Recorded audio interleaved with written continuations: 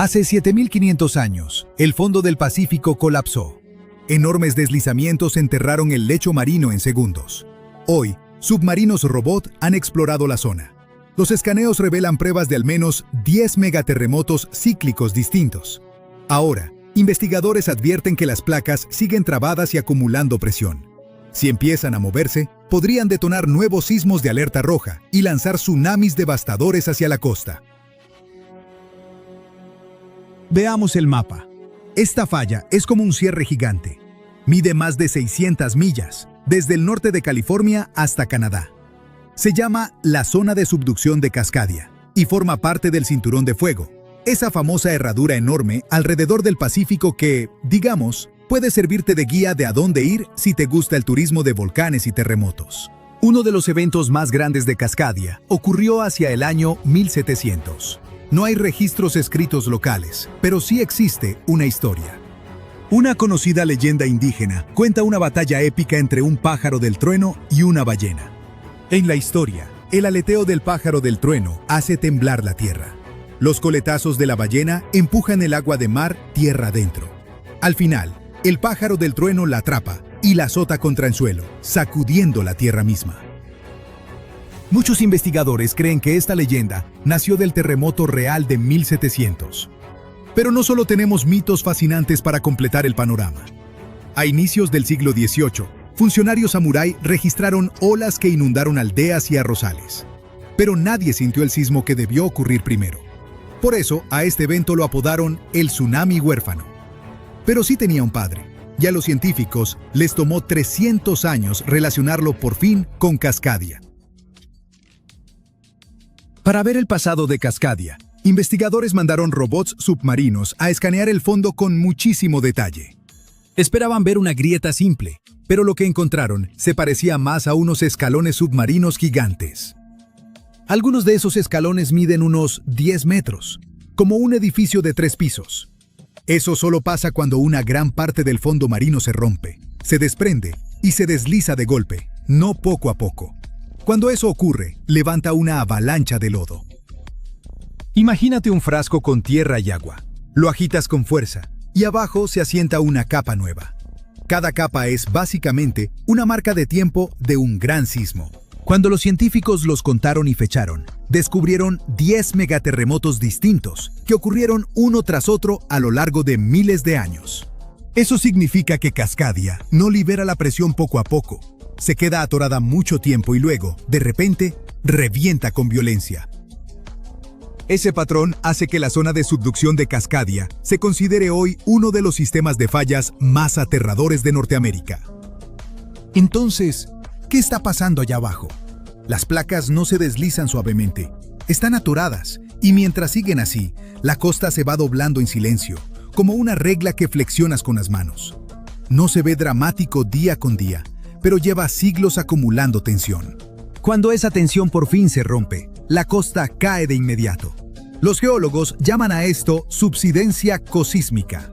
Estamos hablando de que el suelo se hunde entre 6 y 8 pies, en vertical, en cuestión de minutos. Imagínate parado en la playa. El temblor se detiene y de pronto entiendes que el mar se te viene encima. No solo por una ola, sino porque la tierra donde estás parado literalmente se hundió y quedó por debajo del nivel del mar.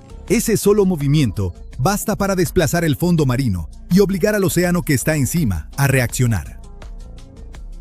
Cascadia puede producir un sismo de magnitud 9.0. Eso es nivel máximo, catalogado como el evento natural más destructivo que puede ocurrir. Puede sacudir el suelo durante minutos, empujando y jalando todo de un lado a otro, hasta que edificios y puentes empiezan a derrumbarse. Un sismo de magnitud 9.0 también hace que el fondo marino vibre y se desplace. Se eleva en unas zonas, baja en otras, todo de golpe. Un tsunami empieza cuando el fondo marino se mueve y desplaza una enorme cantidad de agua. Si el fondo marino de pronto se eleva o se hunde, el agua que está encima se desplaza de inmediato. Y como toda esa agua tiene que ir a algún sitio, sale disparada hacia afuera en todas direcciones. En aguas profundas, esa ola casi nunca es alta. Se extiende a lo largo de mucha distancia, así que puede pasar bajo los barcos sin que nadie lo note. El peligro es la velocidad. En mar abierto, Los tsunamis pueden viajar a unas 500 o 600 millas por hora. Es como recorrer de Nueva York a Detroit en apenas una hora. Con el tiempo, el océano empieza a amontonarse y a crecer a cada segundo. Cerca de la costa, puede elevarse decenas de pies y, en casos extremos, avanzar tierra adentro hasta unos 100 pies. Se traga la costa y luego jala todo de vuelta al mar con una sacudida brutal antes de que llegue el siguiente golpe. Pero eso no es todo. Cuando la falla se rompe, muchas veces provoca enormes deslizamientos submarinos. Cuando una gran parte del fondo marino colapsa, puede empujar el agua ahí mismo, como si aventaras una roca o una tina. En la zona de subducción de Cascadia, no solo te pega el terremoto, te cae un golpe doble, con la corteza moviéndose y las laderas desmoronándose al mismo tiempo.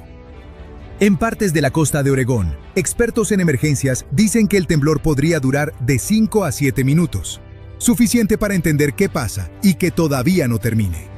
Luego viene la parte más aterradora. En algunos lugares, un tsunami puede llegar en 15 a 30 minutos. Recuerda, el sismo es una advertencia. Si estás en la costa y sientes un temblor fuerte y largo, no necesitas esperar una alerta al celular, una sirena, o que alguien en las noticias grite «tsunami». Durante el temblor, la recomendación básica es literalmente tirarte al suelo, cubrirte y sujetarte, manteniéndote lejos de ventanas y lámparas colgantes que puedan caerte encima. Por tentador que sea, no deberíamos detenernos a hacer de esto material para un reel. Antes de que pase algo, toma una decisión con la cabeza fría. Ubica el terreno alto más cercano y ve hacia allá. No cualquier subida, sino un punto real. Si alguna vez necesitabas una razón para conocer tu colonia, aquí la tienes. Tu instinto quizá te diga que te subas al coche y manejes, pero no lo hagas. Lo más probable es que las carreteras estén bloqueadas y que los puentes estén dañados. Quienes viven en la costa ya saben, zapatos junto a la cama y una mochila lista, por si acaso. El peligro no termina con el primer golpe, porque un tsunami, bueno, llega en olas. La primera casi nunca es la más grande, y el mar puede seguir entrando y saliendo, latiendo así durante horas. Esto crea un jaloneo brutal. El agua que se retira actúa como un vacío enorme y arrastra mar adentro todo lo que queda atrapado en el reflujo. El desastre de Japón de 2011 es el ejemplo más reciente y claro de lo que puede hacer una magnitud 9.1. El fondo marino se levantó de un solo jalón enorme y minutos después, el océano literalmente reacomodó la costa. Una enorme pared de agua se metió tierra adentro, superando los 100 pies de altura en algunos puntos y convirtiendo la costa en una banda transportadora de escombros. Era como si el agua convirtiera los coches en bolas de boliche gigantes y los contenedores en enormes bloques de metal, destrozando puertos e inundando aeropuertos bajos y subestaciones. Por último, ¿qué dicen las autoridades sobre cuándo podría llegar el próximo desastre en Cascadia? Bueno, no pueden darnos fechas exactas, pero sí dieron algunas probabilidades.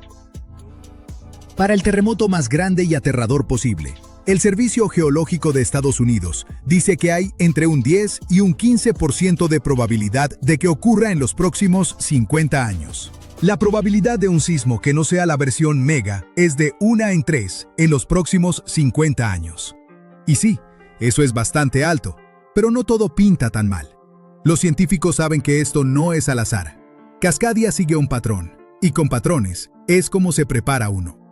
Ya sabemos cómo construir para un sacudimiento fuerte, y cada vez detectamos mejor dónde se está acumulando la tensión. No significa que podamos detener el terremoto, pero sí que cada vez entendemos mucho mejor qué podemos esperar. Mientras tanto, nada más ten una mochila de emergencia junto a la puerta, y de vez en cuando, date una vuelta por tu colonia. ¡El piso es lava! Solo bromeaba. Pero, ¿sabes qué? En parte se está desmoronando. Tal vez aún no lo sientas, pero una gran parte de América del Norte ya ha perdido 60 kilómetros de roca de su base. Y no se trata de terremotos o enormes socavones, sino de que el continente está perdiendo partes de lo que mantiene el suelo estable, sin tambalearse como un juego de feria en mal estado. Un equipo de investigadores acaba de lanzar una bomba geológica. Una parte del suelo de América del Norte está adelgazando como un goteo de helado muy lento y triste. ¿Cómo lo saben? Básicamente, le hicieron una resonancia magnética de cuerpo completo de alta tecnología a la Tierra y crearon mapas en 3D que muestran cómo las rocas, una vez consideradas indestructibles, ahora se están derritiendo en las entrañas del planeta, como una pizza de queso al revés dentro de un horno. Pero para entender realmente este lío, primero tienes que conocer a mis viejos amigos, los cratones. Los cratones son como las raíces de los continentes. Son gruesos, resistentes y antiguos. Tienen miles de millones de años de antigüedad.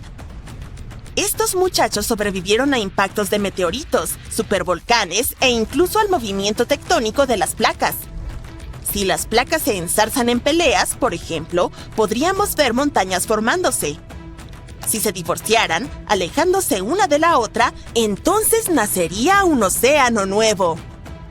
Estos procesos dejan cicatrices en la superficie de la Tierra, pero los cratones parecían permanecer siempre inalterados, como las cucarachas de la geología. Y dado que un cratón puede recibir un golpe y no sentir nada, los científicos siempre asumieron que estas estructuras eran casi indestructibles. Pero luego, un grupo de investigadores puso a prueba sus sofisticadas máquinas y se dieron cuenta de que los cratones se estaban desmoronando. ¿Cómo? Aquí está la placa Farallón, una placa tectónica realmente antigua que comenzó a deslizarse bajo la placa principal de América del Norte hace más de 100 millones de años. Este es un proceso bastante normal, en realidad. Se llama subducción y es la forma en que la Tierra recicla rocas y evita sobrecalentarse. Este fenómeno de subducción ha estado sucediendo durante tanto tiempo que, hasta ahora, la placa Farallón está casi a 640 kilómetros del cratón, reposando bastante tranquila en el manto inferior, curiosamente cerca del núcleo externo de nuestro planeta. Pero la placa Farallón ha estado causando problemas como ese compañero de piso que se fue pero dejó cosas raras en el refrigerador. Verás, al hundirse tira de la base de América del Norte, estirándola y provocando que otras piezas se desprendan y caigan en el manto profundo. Y por si eso no fuera suficiente drama, el hundimiento de Farallón también ha filtrado agua y dióxido de carbono a las rocas circundantes, haciendo que el cratón sea aún más blando y fácil de desmoronarse. Gracias, Farallón. Muy amable de tu parte. Al estudiar cientos de terremotos a través de miles de estaciones de monitoreo, los científicos han confirmado la historia. Grandes bloques de material continental están descendiendo y adelgazando el cratón hasta en 60 kilómetros. Suena dramático, ¿verdad? Pero no te preocupes, esto está ocurriendo a un ritmo muy lento. Pasarán millones de años antes de que suceda algo notable. Tus nietos del futuro lejano podrían seguir pisando terreno sólido. Pero no te pongas demasiado cómodo. Esto puede no ser un problema urgente, pero hay otro tipo de hundimiento que está sucediendo más rápido de lo que puedes decir ¡ayuda! Aquí está el asunto. Para el año 2050, al menos 32 ciudades importantes de los Estados Unidos, incluyendo Nueva York, Baltimore y Charleston, podrían estar parcialmente bajo el agua. ¿Y adivina qué? En su mayoría, esto es culpa nuestra. Los científicos han notado que, desde 2007, algunas ciudades se han ido hundiendo en el suelo entre 1 y 2 milímetros cada año. Charleston, en Carolina del Sur, ocupa el primer lugar de la peor manera posible, hundiéndose 4 milímetros anualmente. Claro, estos números suenan diminutos y algo ridículos. Pero Charleston está apenas a 3 metros sobre el nivel del mar y un pequeño hundimiento tiene un gran impacto cuando el océano te está respirando en la nuca. En días de inundaciones realmente malas, la gente tiene que abandonar sus autos y nadar a casa. Todo este fenómeno se llama subsidencia de la Tierra. Y cuando mezclas el hundimiento del terremoto con el aumento del nivel del mar, obtienes un cóctel desastroso de calles inundadas, tierras de cultivo salinas, bosques fantasmas y muchos propietarios muy irritados. Y no se detiene solo en las viviendas. Infraestructuras como puentes, caminos, aeropuertos y plantas de energía, todas cosas de las que dependemos diariamente, también están en riesgo de sufrir graves daños. Las redes eléctricas inundadas y las autopistas hundidas podrían causar miles de millones más en pérdidas económicas y crear peligros importantes para la seguridad. Bien, seamos justos. No todo es culpa de la humanidad. Algunos de estos problemas se remontan hasta la era del hielo. Hace unos 12.000 años, enormes capas de hielo cubrían el norte de Estados Unidos. Eran pesadas, realmente pesadas. El peso hundió la tierra y cuando el hielo se derritió, el suelo no saltó de nuevo como un trampolín. En cambio, empezó a jugar un extraño juego de sube y baja geológico. Los lugares que habían sido comprimidos comenzaron a elevarse y los que no fueron comprimidos se hundieron. Todo este proceso, llamado ajuste isostático glaciar, intenta decir eso 3 veces rápido, aún está ocurriendo hoy en día. Pero, por supuesto, los humanos encontraron una manera de empeorarlo. La extracción de aguas subterráneas es un problema. Imagina que es como sacar el relleno de un colchón. Después de un tiempo, todo se hunde. En lugares como el Valle Central de California, la tierra está descendiendo hasta 20 centímetros al año porque seguimos bombeando agua durante las sequías. En ciudades como Nueva York, el problema no es solo el agua. Los propios rascacielos lo están empeorando. Sí, resulta que si apilas millones de toneladas de concreto y acero sobre terreno blando, tiende a aplanarse. Y en caso de que te lo preguntes, la masa total de los edificios de Nueva York es de alrededor de 762.000 millones de kilogramos. Aproximadamente lo mismo que 3,5 millones de estatuas de la libertad apiladas. Con tanto peso concentrado en un área relativamente pequeña, los suelos subyacentes no tienen otra opción que comprimirse con el tiempo. Y si pensabas que no podía ser más complicado, te equivocas. Hemos estado construyendo represas que impiden que los ríos lleven sedimentos frescos a las áreas costeras. Ese sedimento es algo así como la manera que tiene la madre naturaleza de esponjar de nuevo el suelo. Sin él, las tierras costeras se están compactando como una esponja vieja. Además, cuando se drenan los humedales para la agricultura o la construcción, el suelo pantanoso se seca y colapsa. Honestamente, es como si el suelo no pudiera tomarse un respiro. Los científicos también notaron que las áreas que solían ser exuberantes humedales ahora están entre los lugares que se hunden más rápido en el país, especialmente a lo largo de la costa del Golfo. Luisiana, por ejemplo, ha perdido una cancha de fútbol de tierra debido a esta combinación de subsidencia y aumento del nivel del mar. Entonces, ¿cuál es el objetivo final para nosotros, gente común, que solo quiere vivir por encima del nivel del mar? Pues no pinta bien. Bosques fantasmas, que básicamente son bosques inundados, están apareciendo. Las tierras de cultivo se están salinizando y volviendo inutilizables, e incluso inundaciones en días soleados, en las que las calles se inundan sin que haya llovido, se están volviendo. El monte Santa Elena está explotando. Un terremoto masivo está sacudiendo la zona y un lado del volcán está cediendo, derrumbándose en un estruendoso deslizamiento de tierra. Un muro imponente de roca, ceniza y escombros ruge valle abajo y arrasa con todo a su paso. Luego viene la explosión, una detonación lateral de gas sobrecalentado y material volcánico. Los árboles se rompen como palillos. Las casas desaparecen bajo una nube de ceniza tan densa que oscurece el sol. La caída de ceniza llueve sobre poblaciones a cientos de kilómetros de distancia. La gente se apresura a conseguir mascarillas y huye de las carreteras bloqueadas por flujos de lodo llamados lahares, ríos tóxicos de barro volcánico. El aire se llena de polvo. Las sirenas de emergencia suenan a todo volumen. Los aeropuertos cierran. Los hospitales se llenan de personas que luchan por respirar. El cielo brilla con un inquietante color naranja mientras tormentas eléctricas se desatan dentro de las nubes de ceniza en lo alto. Este escenario de pesadilla podría desarrollarse muy pronto. El monte Santa Elena, el famoso volcán que explotó en 1980, ha estado mostrando signos de inquietud últimamente. Según el Servicio Geológico de los Estados Unidos, aproximadamente 350 sismos ocurrieron allí desde febrero hasta junio de 2024 y 12 más desde septiembre de 2024 hasta enero de 2025. Fueron como un montón de diminutos temblores que hacían una fiesta subterránea. La mayoría eran tan pequeños que ni siquiera los sentirías, pero el 31 de mayo de 2024 hubo uno que alcanzó una magnitud de 2,0. Es lo suficientemente fuerte como para que, si estuvieras cerca, pudieras sentir un pequeño temblor. Pero no te asustes todavía, más del 95% de esos sismos fueron muy pequeños, con una magnitud menor a 1,0. Los científicos dicen que esta es la mayor oleada de temblores desde que el volcán erupcionó por última vez en 2008. Pero el monte ya ha hecho esto antes, a finales de los 80 y los 90 y no explotó. Así que más terremotos no garantizan una erupción. Lo que realmente está ocurriendo podría ser algo llamado recarga, que es como la versión de un volcán para reabastecerse.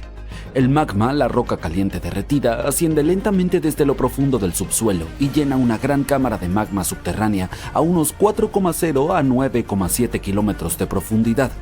Cuando el magma llena este tanque, puede causar mucho estrés bajo tierra, lo que hace que el suelo tiemble.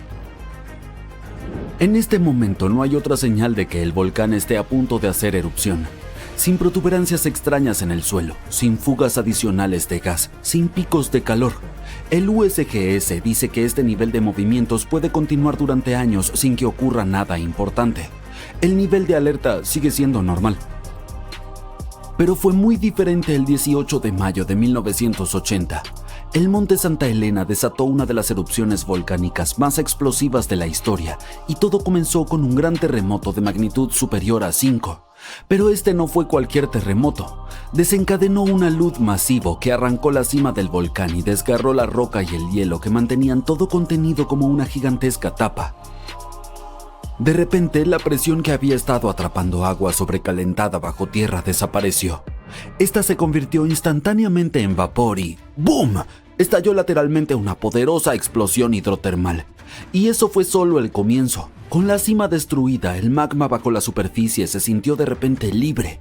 Comenzó a subir más rápido y formar burbujas y a erupcionar con una fuerza aterradora. Durante 9 horas consecutivas, el monte Santa Elena estuvo enviando ceniza y gas kilómetros hacia el cielo. Esta gigantesca explosión no surgió de la nada. Las señales de advertencia comenzaron meses antes. El 16 de marzo de 1980, pequeños terremotos sacudieron el volcán por primera vez en años. Para el 27 de marzo, tras cientos de sismos, el monte tuvo su primera pequeña erupción de vapor en más de un siglo. Lanzó cenizas y rocas al aire y abrió un cráter en la cumbre helada.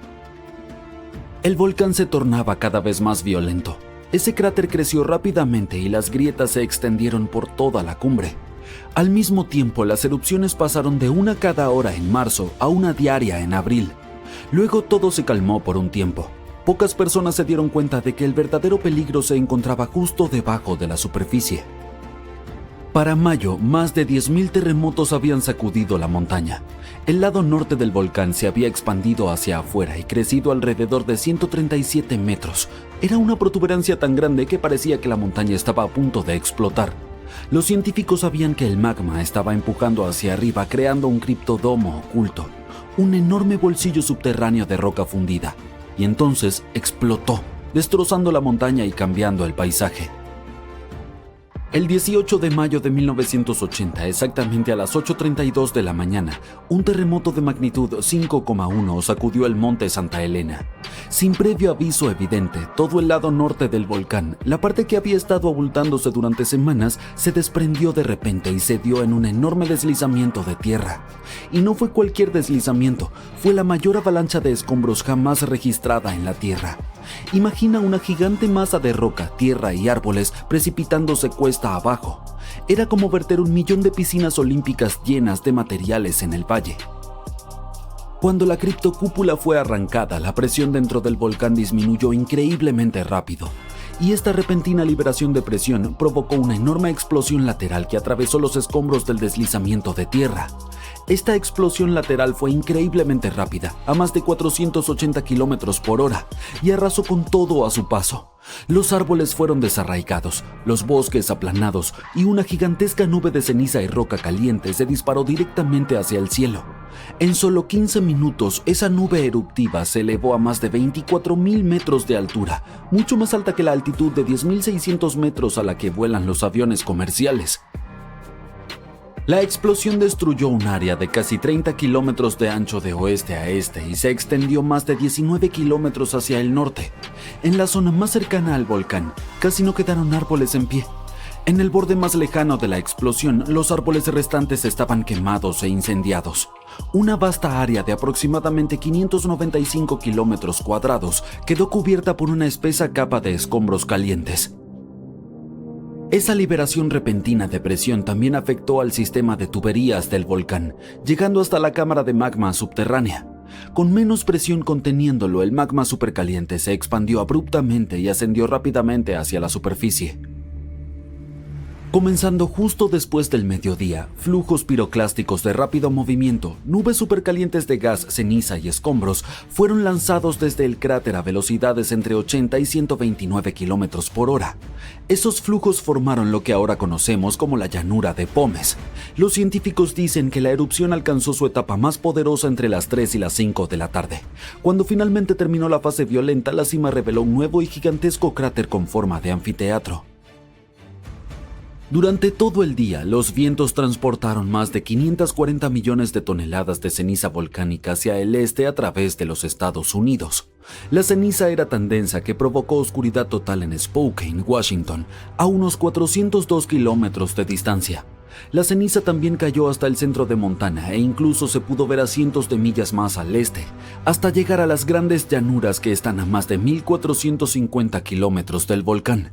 La enorme nube de ceniza se extendió por todo Estados Unidos en solo 3 días y luego dio la vuelta al planeta en apenas 15 días. Pero había un problema más. Los gases calientes y las rocas eran tan salvajes y rápidas que derretían y destrozaban gran parte de la nieve y el hielo en la cima del monte Santa Elena. Esa repentina avalancha de hielo derretido y agua se mezcló con tierra suelta y rocas, creando flujos de lodo peligrosos y rápidos llamados lahares. Esos lahares descendieron la montaña hacia los valles de los ríos y el más grande y peligroso lahar impactó el río North Fork Toutle. A medida que esta poderosa y lodosa inundación avanzaba río abajo, recogía más tierra y escombros, haciéndose cada vez más grande y fuerte. Destruyó puentes, aplastó casas y finalmente impactó el río Cowlitz, alcanzando su tamaño máximo alrededor de la medianoche, a unos 80 kilómetros del volcán. Todo el desastre natural cobró la vida de más de 50 personas. Después de la erupción, la montaña parecía un páramo y los científicos querían ver cómo la vida podía empezar de nuevo en un lugar tan inhóspito. Así que su inusual plan fue liberar algunos topos para excavar en el suelo estéril. Estos ocupados excavadores removieron ceniza y escombros volcánicos cavando lo suficientemente profundo como para llevar bacterias y hongos enterrados de nuevo a la superficie. Microbios diminutos, especialmente los hongos micorrízicos, son cruciales porque ayudan a las plantas a obtener agua y nutrientes. Es como conectar las raíces a una autopista de nutrientes. En 6 años, los lugares donde trabajaron los topillos se cubrieron con más de 40.000 plantas. Al mismo tiempo, las áreas cercanas intocadas permanecieron mayormente desérticas.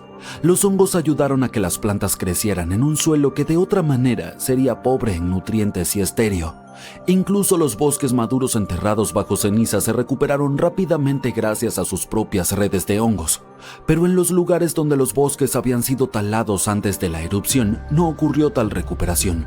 No había árboles ni hongos, solo suelo quemado, incluso décadas después. Detente un segundo y mira el suelo bajo tus pies. ¿Es una calle tranquila en los suburbios? ¿Una cancha de básquetbol plana? ¿O tal vez un tramo pacífico de tierra de cultivo?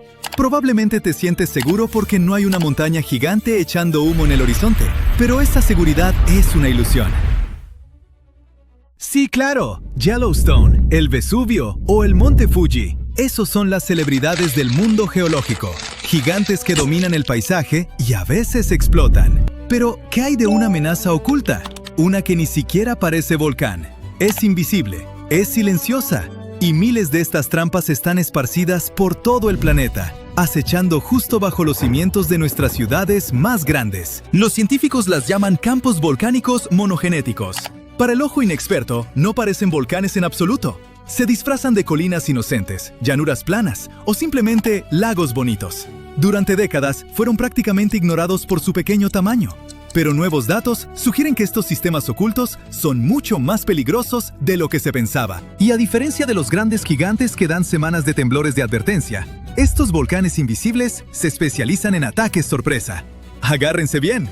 Para entender el peligro, tenemos que ver la tubería. Un volcán estándar funciona como una chimenea simple. Hay una cámara magmática central y un conducto principal que lleva a la superficie. Erupción tras erupción, la lava sale por la misma abertura, construyendo un cono enorme durante miles de años. Los campos monogenéticos rompen todas estas reglas. No construyen montañas, no reutilizan el mismo conducto. En vez de una chimenea, imagina un parabrisas estrellado. El magma en las profundidades busca cualquier debilidad en la corteza a lo largo de un área enorme. Empuja hacia arriba, rompe la superficie, hace erupción una sola vez, generalmente de forma violenta, y luego se calma para siempre.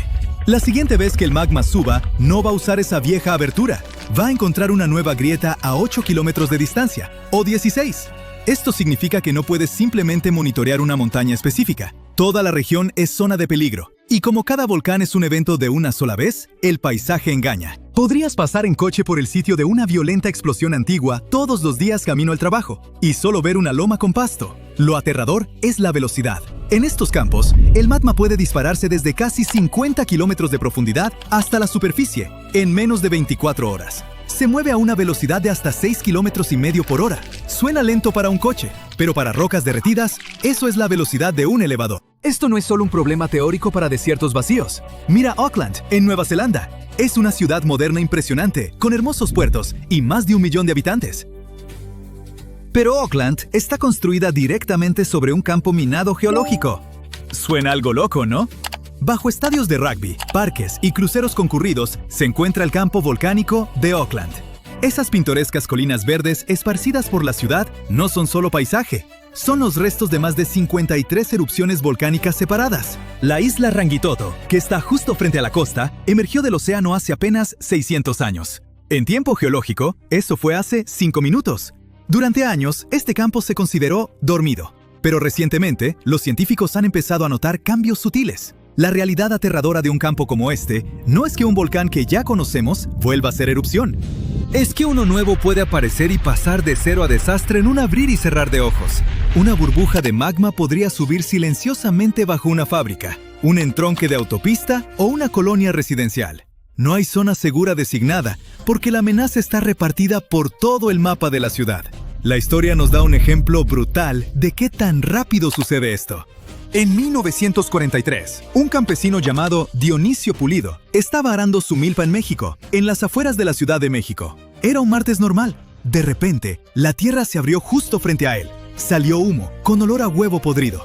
En 24 horas, esa pequeña grieta en un campo plano se había transformado en un volcán furioso de casi 50 metros de altura. En una semana ya medía más de 150 metros. Así nació el Paricutín. Sepultó 2 pueblos enteros, dejando solo el campanario de piedra de una iglesia asomándose entre la lava endurecida. Un monumento escalofriante que sigue en pie hoy. Esta pesadilla geológica empezó en una simple milpa, y no fue un caso aislado. Mira el campo de Jarrat Rajat, en Arabia Saudita. En 1256, una fisura masiva se abrió cerca de la ciudad de Medina. Escupió lava durante 52 días, creando un río de fuego de más de 22 kilómetros de largo.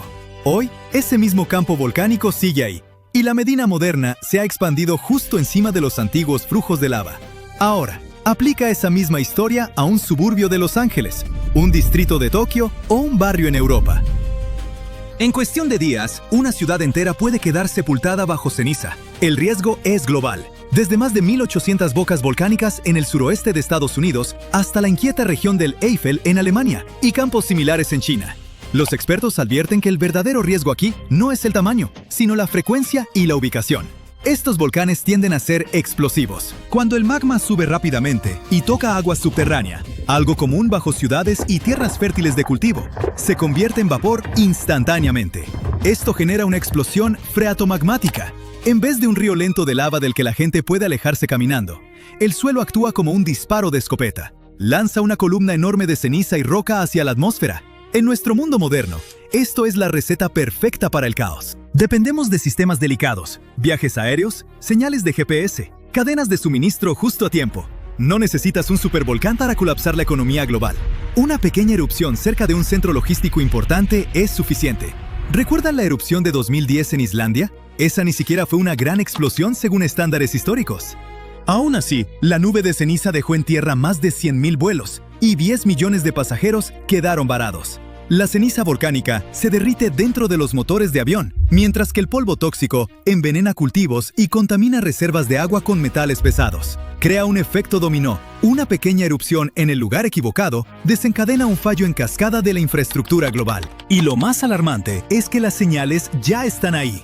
Estudios geológicos recientes han mostrado un aumento de actividad en estos campos dispersos. No siempre son terremotos violentos. A menudo es bradicismo, la respiración lenta y rítmica del suelo.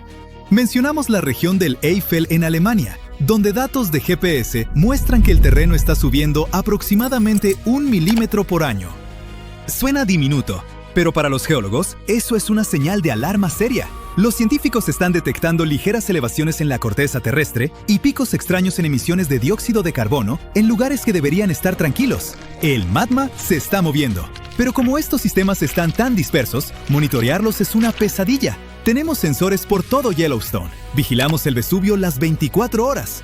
Pero casi nadie está vigilando un pedazo cualquiera de desierto en Arizona o un suelo boscoso en Alemania. Estos volcanes invisibles están poco estudiados. Nos falta la información base para saber si un temblor es solo un camión pasando o el inicio de un evento tipo Paricutín. Esta falta de datos significa que cuando una erupción comience, las autoridades podrían tener prácticamente cero tiempo de aviso. En un volcán poligenético, la montaña se infla durante meses. En un campo monogenético, el magma puede dispararse desde el manto profundo hasta la superficie en horas. Para cuando se redacta la orden de evacuación, la lava ya podría estar rompiendo el pavimento. No es tan difícil imaginar la pesadilla logística. Una ciudad que no es conocida por volcanes, de pronto recibe una alerta. Se está formando una boca volcánica en el centro. Suena imposible. La gente tarda en irse. Agarran sus celulares para grabar el humo. Luego empiezan las explosiones. La ceniza crea un apagón total. Las redes eléctricas fallan cuando la ceniza húmeda provoca cortocircuitos en los transformadores. Las calles se congestionan al instante. Este escenario no es ficción. Es lo que predicen los modelos de riesgo para lugares como el campo volcánico de Oakland o partes del eje neovolcánico de México. Estamos construyendo ciudades cada vez más densas sobre minas geológicas. Esto no significa que tengamos que empezar a cavar búnkeres, pero sí requiere un cambio de perspectiva. Hemos pasado tanto tiempo preocupándonos por los volcanes famosos que nos olvidamos de los silenciosos. La Tierra es un motor vivo y cambiante, al que no le importan los límites de propiedad ni los límites de las ciudades. Los científicos ahora están impulsando mejores redes de monitoreo, usando satélites para rastrear hasta la más mínima deformación del suelo en estos campos planos y aburridos. Porque la única forma de sobrevivir a un ataque sorpresa es verlo venir antes de que el suelo se abra. La paz y la calma en la superficie no siempre significan paz y calma debajo. La Tierra guarda muchos secretos, y algunos solo esperan el momento perfecto para salir a la superficie. Yellowstone es el volcán del fin del mundo favorito del Internet. Quizá escuchaste la predicción, una supererupción, luego un continente cubierto de ceniza y las temperaturas bajando. Un escenario perfecto de película de desastres. Pero los geólogos se preocupan por otro tipo de volcán. Uno que no va a explotar solo una vez. Podría abrir el suelo, inundar todo un continente con lava y volver el aire irrespirable. Y lo sabemos porque ya pasó antes. Ahora mismo, los investigadores creen que podría haber unos 20 supervolcanes repartidos por el planeta. En resumen, les tememos. En detalle, una gran erupción supervolcánica podría colapsar la sociedad moderna tal como la conocemos. Un volcán normal puede causar un desastre local, puede arrasar una ciudad y convertir una región en zona restringida. Cuando el monte Santa Elena explotó en 1980, fue enorme. La erupción voló la cima de una montaña y aplanó bosques como si fueran fichas de dominó. Le mostró al mundo lo aterrador que pueden ser los volcanes. Pero en términos geológicos, no se acercan ni de lejos a lo que un supervolcán podría hacer. El monte Santa Elena arrojó cerca de 1.4 kilómetros cúbicos de ceniza, suficiente para apilar una cancha de fútbol americano a 240 kilómetros de alto. En comparación, un supervolcán podría enterrar todo Texas bajo 1,5 metros, y Texas mide unos 1.300 kilómetros. Volcanes como el Santa Elena son montañas que se forman con el tiempo, capa tras capa, como si la naturaleza apilara cera derramada. Erupcionan, se enfrían, erupcionan de nuevo, y terminas con un cono que se ve bien en fotos. Un supervolcán es como un hoyo escondido. Se parece a un enorme tanque subterráneo de roca fundida, cubierto por una gruesa capa de corteza. Imagina la cámara de magma como un cuarto enorme bajo tierra, y el suelo encima es el techo. Durante una supererupción, se abren grietas en el suelo y el magma se abre paso hacia arriba como vapor saliendo de una olla a presión. Ceniza y gas rugen hacia el cielo. Puede empezar en varios puntos a lo largo de un área extensa, no en un solo agujero. La cámara de magma puede vaciarse tan violentamente que el techo sobre ella colapsa. El terreno se hunde y lo que queda es una enorme cicatriz en forma de cuenco llamada caldera. Y Yellowstone es el mejor ejemplo. Hace unos 631,000 años, Yellowstone tuvo una erupción masiva y dejó una caldera gigante de unos 48 por 72 kilómetros. Hoy es un parque nacional, pero también es básicamente una huella, como una advertencia. Si Yellowstone volviera a hacer erupción, las primeras nubes supercalientes de ceniza y gas podrían expandirse y quemar todo a su alrededor. Luego, la ceniza se esparciría. Y la ceniza no es como el polvo de la chimenea. Duele al respirarla, arruina motores y puede suspender vuelos y maquinaria. Los volcanes normales afectan sobre todo el área que los rodea con lava. Una supererupción convierte el aire mismo en un peligro real. La ceniza se extiende lejos y traba todo de lo que dependemos. En las alturas, el azufre puede convertirse en una neblina fina que bloquea algo de luz solar. Eso puede enfriar las cosas por un tiempo y afectar las temporadas de cultivo, incluso lejos de la erupción. Y los vientos pueden esparcir ese efecto mucho más allá de Estados Unidos. Sin embargo, los geólogos se preocupan por algo aún peor. Un tipo de erupción que puede seguir en oleadas y cubrir regiones enormes con lava. Se llama Gran Provincia Ígnea. No es un volcán. Es un tramo entero de corteza que empieza a derramar lava por largas grietas, una y otra vez, durante mucho tiempo. En vez de una gran explosión, es como si la Tierra abriera una llave de lava que nunca se cierra. Imagina una grieta en el suelo de cientos de kilómetros de largo. De esa grieta sale un mar de lava. Pero no es la lava espesa y lenta que ves en Hawái. Es lava caliente, fluida, que se mueve rápido y no se detiene. Se esparce, inunda zonas bajas, se apila en capas y luego lo hace otra vez. Y eso es lo que hace a las grandes provincias ígneas más aterradoras que un supervolcán. Se alargan, pueden erupcionar en punzos repetidos durante cientos de miles o hasta algunos millones de años. Tenemos las cicatrices aquí mismo en Estados Unidos. Hace unos 17 millones de años, el noroeste del Pacífico se abrió y creó los basaltos del río Columbia. La lava no solo cubrió la Tierra, la ahogó. La cantidad total fue de unos 175,000 kilómetros cúbicos, suficiente para cubrir todo Estados Unidos con unos 18 metros de lava. Pero, ¿cómo puede la Tierra producir tanta lava como para enterrar una cordillera? Es porque el planeta sigue agitándose por dentro. Imagina la Tierra como una olla de sopa espesa de tomate sobre una estufa. El núcleo de la Tierra es la estufa y está extremadamente caliente. La sopa es el manto, una capa gruesa de roca que se mueve lentamente. De vez en cuando, una masa enorme de roca sobrecalentada sube desde lo profundo del manto, posiblemente desde el límite sobre el núcleo. Los científicos la llaman pluma del manto.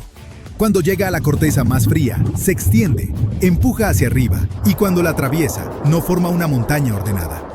Puede abrir largas grietas y alimentar erupciones en ráfagas repetidas durante mucho tiempo. Sin embargo, aunque la lava quema todo a su paso, no es lo que destruye el planeta, es el gas. Estas erupciones liberan cantidades enormes de dióxido de carbono y azufre. Y podemos suponer las consecuencias, porque ya pasó antes. Y no solo una vez. Hace unos 252 millones de años, una erupción masiva de gran provincia ígnea comenzó en lo que hoy es Siberia. Coincide con el peor evento de extinción en la historia de la Tierra, la Gran Mortandad. Alrededor del 90% de las especies desaparecieron. Cantidades enormes de gas inundaron la atmósfera y atraparon calor. El océano absorbió parte de ese gas y se volvió más ácido. La lluvia ácida cayó una y otra vez. La vida en la Tierra se desplomó.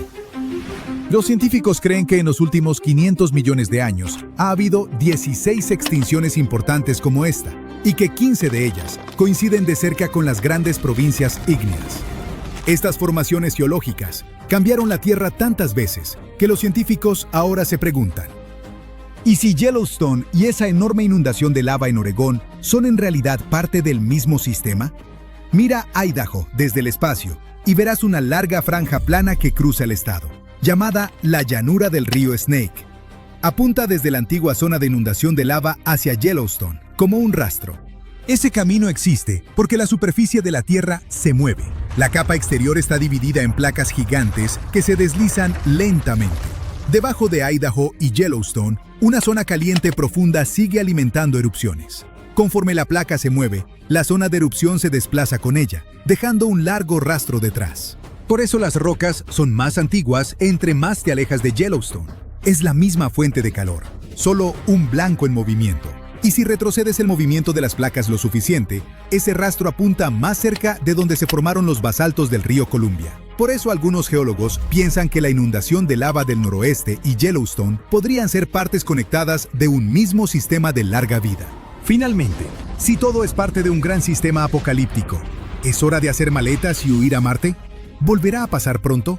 Aunque compartan la misma historia, eso no significa que la peor parte vuelva pronto. El capítulo de la inundación de lava ocurrió hace millones de años. Hoy, Yellowstone es simplemente donde ese calor profundo aparece en este momento. Y sí, puede hacer erupción otra vez. Pero la erupción más probable no es una gran explosión apocalíptica, es una explosión de vapor. Cuando el agua supercaliente se convierte en vapor y revienta la roca. También pueden ocurrir flujos de lava y erupciones menores. La pesadilla de formar una caldera es algo muy raro. Si Yellowstone empezara a acumular hacia algo grande, no sería a escondidas. Lo verías venir. Muchos más temblores de lo normal y el suelo levantándose más rápido de lo habitual. Las señales más claras justo antes probablemente aparecerían en 2 días o semanas previas. No podemos detener una erupción a escala planetaria. Solo podemos vigilar las señales de alerta y planear. Pero con suerte, si el planeta decide deshacerse de nosotros, para cuando empiece a mandar advertencias, ya habremos terminado de convertir Marte en nuestro nuevo hogar. Observa a Sudamérica y África. ¿No crees que parecen encajar como piezas de un rompecabezas? Bueno, de hecho sí lo hicieron. Pero hace unos 130 millones de años, Sudamérica se fue diciendo adiós y comenzó a alejarse. Hoy en día está a unos 2.900 kilómetros de África y aún sigue moviéndose. Cada año el continente se desplaza un poco más hacia el Océano Pacífico. Bien, pero ¿por qué está sucediendo? Las placas tectónicas están en constante movimiento. Eso es lo que causa que la superficie de la Tierra cambie con el tiempo, pasando de esto a lo que vemos hoy. Pero esos movimientos ocurren tan lentamente que no podemos verlos. Así que no, los brasileños y los chilenos no sienten cómo su continente se desplaza hacia el oeste. Pero los números no mienten, Sudamérica sí se está moviendo. Y al parecer todo lo que quiere es alejarse lo más posible de esta enorme cadena montañosa submarina llamada dorsal mesoatlántica. Pero, ¿qué está empujando exactamente al continente hacia el Océano Pacífico? Es el calor interior de nuestro planeta. Muy profundo debajo del océano, hay grietas en la corteza terrestre, y el magma, que es roca fundida supercaliente, sube a través de esas grietas. Cuando eso ocurre, el magma se enfría y se endurece formando roca sólida. Con el tiempo, este proceso puede formar montañas submarinas como la dorsal mesoatlántica, y a medida que se forma más corteza nueva, comienza a empujar la corteza más antigua fuera del camino. En el proceso, las placas tectónicas y los continentes que se desplazan sobre ellas son empujados. Bien, en el otro lado de Sudamérica, cerca del Pacífico, se encuentra la placa de Nazca. Es más pesada y se está moviendo hacia el este. Como es más densa, está deslizándose por debajo de la placa sudamericana. Todo este proceso se llama subducción y ocurre a una velocidad de aproximadamente 7 centímetros por año. Por cierto, la colisión entre estas dos placas es lo que creó esos impresionantes volcanes distribuidos a lo largo de los Andes, y también está haciendo que el continente se mueva. Entonces, si todo se mueve según lo que se espera, las proyecciones indican que Sudamérica terminará más centrada en el Océano Pacífico en el futuro, pero algunos modelos sugieren algo mucho más extraño. Antes de entrar allí debemos aclarar algo. ¿Por qué África no sigue los pasos de Sudamérica? Es decir, ¿no debería estar derivando hacia el oeste también? Bueno, no exactamente. África está haciendo lo suyo porque se encuentra en la placa africana. La dorsal mesoatlántica está situada entre esos dos continentes, y así como empuja la placa sudamericana, también empuja la placa africana, pero en dirección opuesta. Es como si esta dorsal estuviera tratando de separar a dos ex mejores amigas. Pero hay más. África también está siendo influenciada por el Rift de África Oriental. Es una de esas enormes grietas de las que hablamos antes, pero está sucediendo en tierra, lo que lo hace aún más dramático. Esto es lo que está provocando que el continente se divida lentamente. Es una larga historia, pero digamos que el Rift está tirando de África en más direcciones de las que Sudamérica tuvo que enfrentar. Bien, ahora finalmente es momento de hablar sobre lo que podría sucederle a Sudamérica y a todo lo que la rodea en el futuro. Teoría número 1. Podría separarse de América del Norte. Lo sé, súper dramático, pero no entres en pánico. Sucederá cientos de millones de años hacia el futuro. Y yo no estaré por aquí. Verás, ambos continentes se mueven en la misma dirección general, pero a diferentes velocidades. La placa norteamericana se desplaza a unos 2,5 centímetros por año, mientras que Sudamérica se mueve un poco más rápido. Así que, aunque se dirigen en la misma dirección, no mantienen el mismo ritmo. Con el tiempo, a medida que el Océano Atlántico sigue ensanchándose y el Pacífico continúa reduciéndose, todo este movimiento tectónico podría separar a las Américas. Teoría número 2.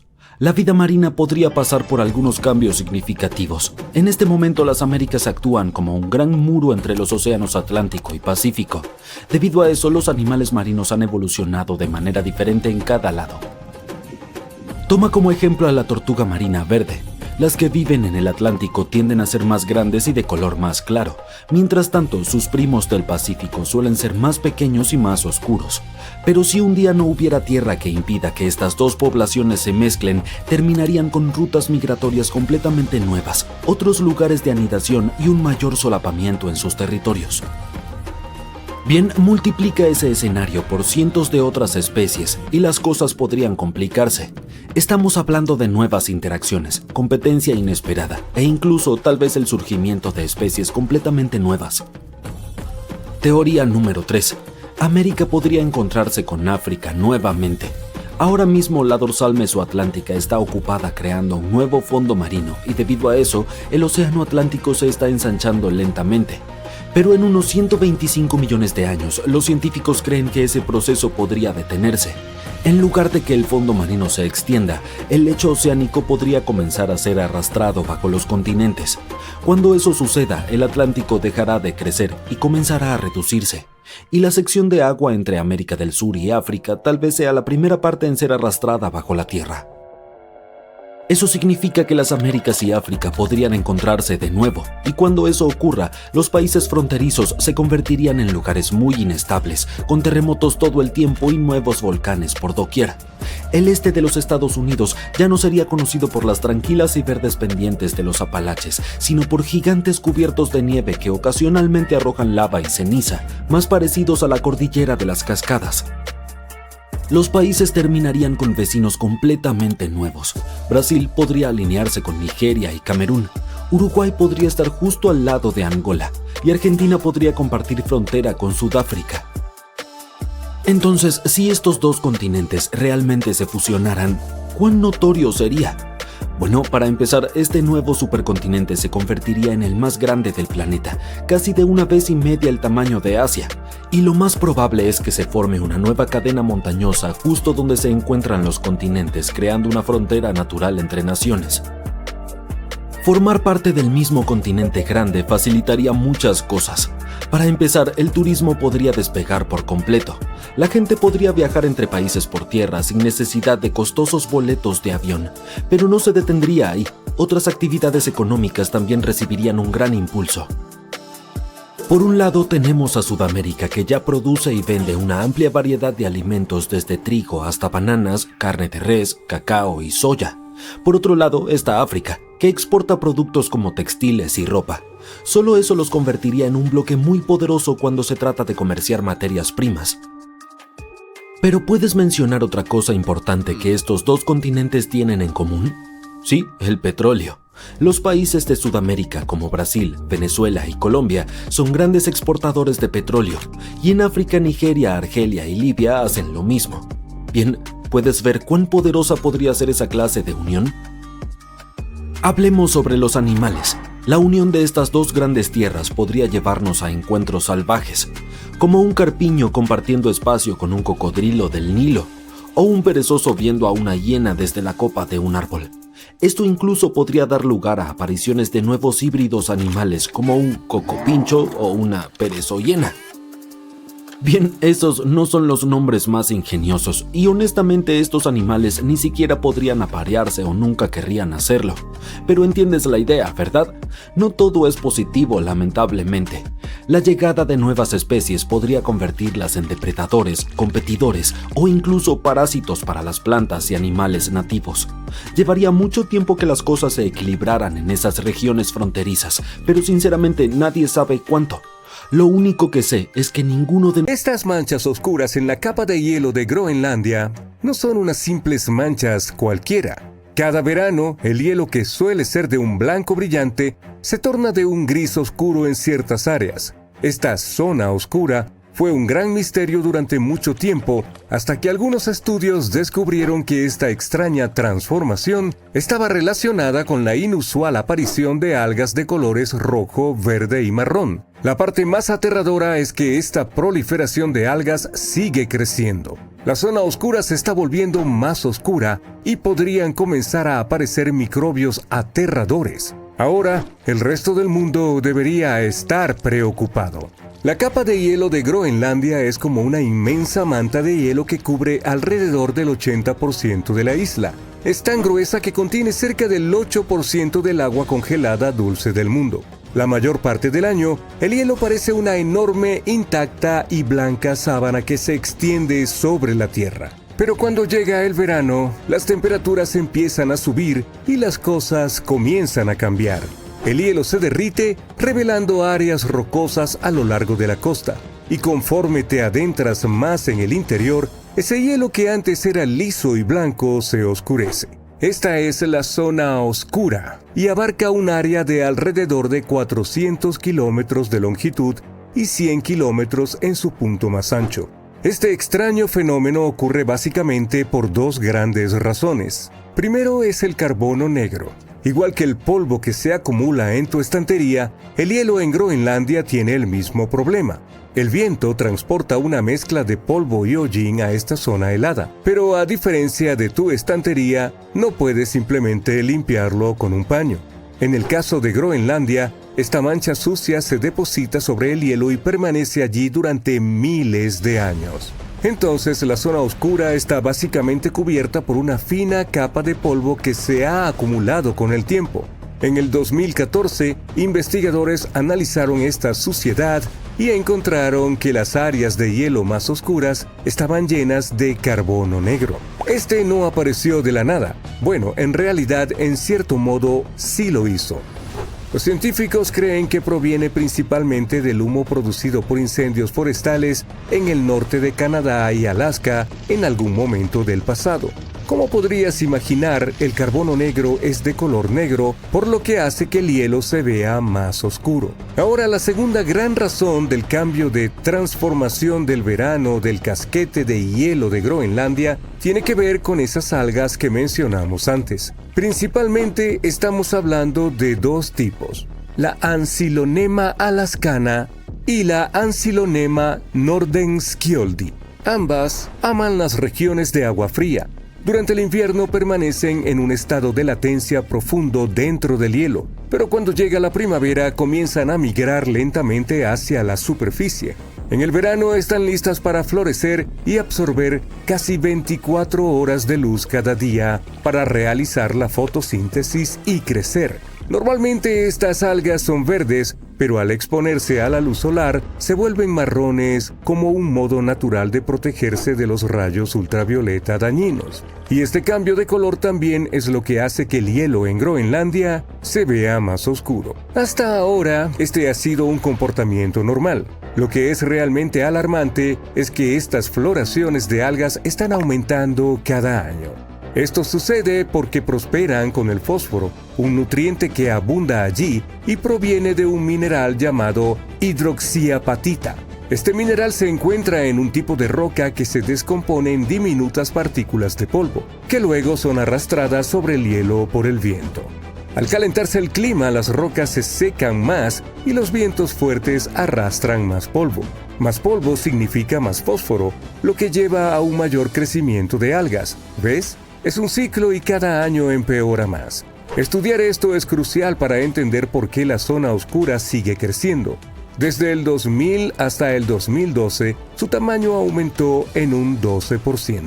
Pero quizá te estés preguntando, ¿por qué deberíamos preocuparnos? Después de todo, solo es cielo que se está oscureciendo, ¿verdad? Pues no exactamente. Piensa cómo no puedes soportar llevar ropa negra en un día caluroso y soleado. Absorbe el calor y te hace sentir aún más caliente. Eso es porque las superficies más oscuras absorben más luz solar. Lo mismo le ocurre al hielo. Juntos, el polvo, el carbono negro y las floraciones de algas son responsables de aproximadamente el 70% de la variabilidad en el albedo de la capa de hielo de Groenlandia. Albedo es simplemente una palabra sofisticada para describir cuán reflectante es una superficie. Si tomas dos superficies, una blanca y brillante y la otra oscura y rugosa, la blanca reflejará mucha luz y calor, lo que le dará un albedo alto. La oscura, en cambio, absorberá más luz y calor, por lo que tiene un albedo bajo. Durante el verano, la capa de hielo de Groenlandia experimenta una reducción en el albedo. Esto significa que el hielo absorbe más luz solar, y cuando el hielo absorbe más luz solar, se derrite más rápido de lo que debería. Por eso es tan importante entender lo que sucede en la zona oscura. Ayuda a predecir qué tan rápido se está derritiendo la capa de hielo de Groenlandia y cómo esto puede afectar al resto del mundo. La capa de hielo de Groenlandia es la segunda más grande del mundo, ya que cubre un área del tamaño de toda la Tierra en los Estados Unidos, al este del río Mississippi, y su inmensa masa de hielo tiene un espesor promedio de poco más de 2 kilómetros. Lamentablemente, la pérdida de hielo se ha disparado. En la década de los 90, Groenlandia podía perder alrededor de 25.000 millones de toneladas de hielo al año. Ahora está perdiendo cerca de 234.000 millones de toneladas por año. Eso es casi 10 veces más hielo derritiéndose cada año. Según la NASA, si toda la capa de hielo de Groenlandia se derritiera, los niveles del mar a nivel global aumentarían aproximadamente 7 metros y medio.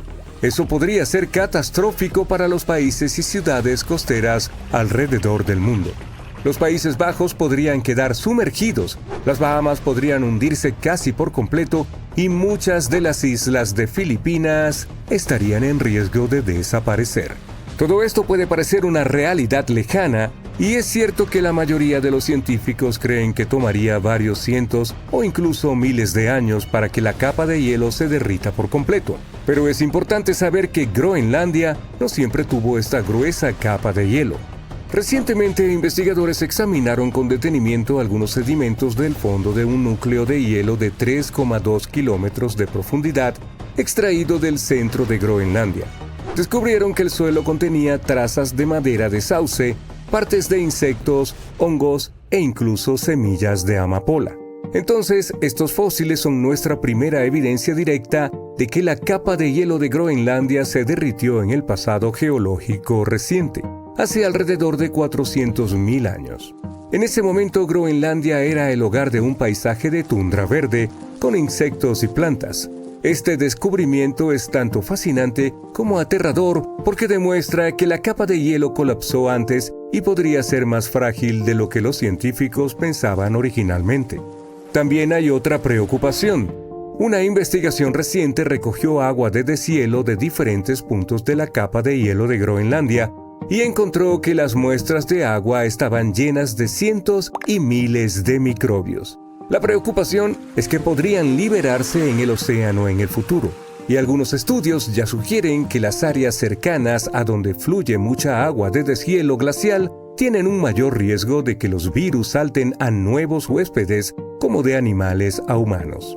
A pesar de que los expertos Según las Naciones Unidas, India será el país más poblado del mundo en 2023. ¿Adivinas qué lugar ocupa Estados Unidos en esta clasificación? El número 3. Y Estados Unidos es el cuarto país más grande en términos de tamaño. Ocupa alrededor del 6% de la superficie terrestre. Espacio de sobra para los 335 millones de personas que viven allí. No hay necesidad de apretujarlos en una sola región, ¿verdad?